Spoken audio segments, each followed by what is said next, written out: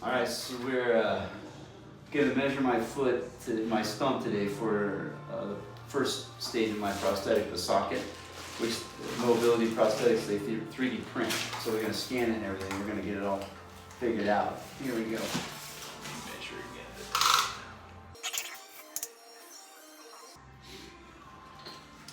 And we could probably go with a 28. So let's call it a shrinker. And this thing swells up after the surgery, not this big. And so over the time, it's been about 6 weeks now. You get it down once the scar is all healed up, you put the shrinker on. And with the shrinker on, it's like a compression sock, and it brings it down to a smaller size. It's going to continue to shrink over about a 6-month period. But now it's shrunk down enough and healed up to a point where we can start working with the prosthetic. This is just a prosthetic gel liner. This is what we use for kind of the interface of the socket here. So this one has an aloe coating. So the first time you put it on, it's really slimy. So after you wash it once or twice, it gets a little tackier. But I think this is probably going to be a good size. This one also is a little bit thicker liner. It's a 6mm liner. Okay. Which I think is a good thing for new amputees. I think we'll go with a 28. I think the 24 is going to be too tight. And it's universal, so it doesn't matter which way you get it. Some liners are kind of unidirectional. You kind of have to put front on the front side and back on the back side. Okay. Because it's either thinner on the back or thicker on the front. That was universal. This one's universal. Go ahead and bend your leg. Is that me? Yeah. Pops. I hit that age where when I roll out of bed, it sounds like I'm rolling over Rice Krispie treats or Snap, Crackle, Pop. So this goes on first. That goes on first, and you're gonna have a pin at the end of it like this, which will go into a clutch lock, and that's what's gonna suspend your leg. Okay. So this is a pretty common, easy type of suspension. Down the road, when you get a little bit bonier, we may switch to like a suction or a vacuum type of suspension, which gives you like a little bit more cushion, but then suspends on your thigh instead of on the bottom of your leg. Okay. So, and there's pros and cons to that too, but oh, there it is.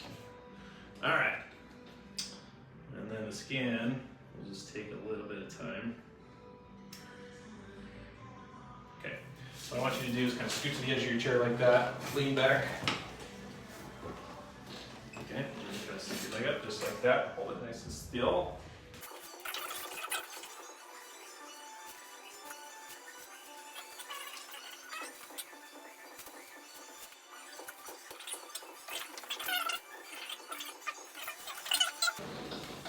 And then, so I do have your foot.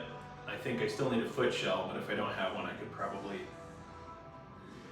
rob from Peter to pay Paul because it hasn't come in yet. So, Okay. I want to get you fit.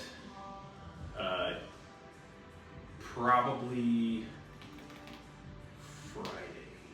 Well, let's see. We could do. I'm off tomorrow. You're off tomorrow. Okay. Let's plan on afternoon tomorrow then. Okay. Okay. Perfect. Because then I can get it printing tonight, I'll have it tomorrow, and then I can trim it out and get you fit in the socket by tomorrow afternoon, maybe like around 2:30 or 3 or something like that. Sounds great. All right, so, So while he's looking that up, this goes on the leg, and this is to help hold the socket from falling off, right? Mm-hmm. And it'll have this on the bottom of it. So it's a weapon, like James Bond. And then the socket is going to be 3D printed, and it's hard shell that comes up over this right here, and with a hole in the bottom of it, so this fits through it. And then the foot clicks onto that, and so that's how the foot will move. So the socket part, this company, Mobility Prosthetics, 3D prints it. And the benefit to that is instead of like a shirt where you got a small, medium, large, extra large, they scan your leg and it actually fits, it form fits to you. They can heat it up through the shrinking process, which is going to continue over the next few months because the calf muscle will atrophy and this will get smaller and smaller until it's just kind of like a bone, not a whole lot of tissue there. And that as that gets smaller, the regular sockets get bigger.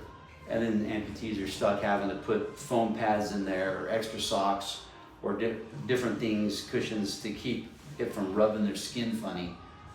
So this way with the 3D printed one, it's actually designed and scanned to my leg. They can heat it up and kind of mold it to continue to make it fit toward the shrinking so that, it's just a much better alternative. Instead of ordering something and waiting weeks to get it, they take it back to the shop and he's going to print it. It'll be printed tomorrow. So it's a pretty awesome technology. Yeah, this is a foot we're looking at. That's the All Pro.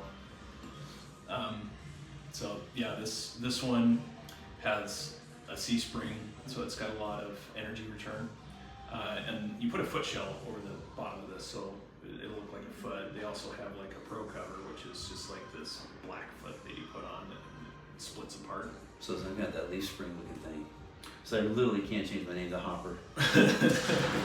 So yeah, I mean, it has a leaf spring here, so it'll come out like this a little bit, but then it'll go into a rubber foot shell, which will fit into the shoe. So nice.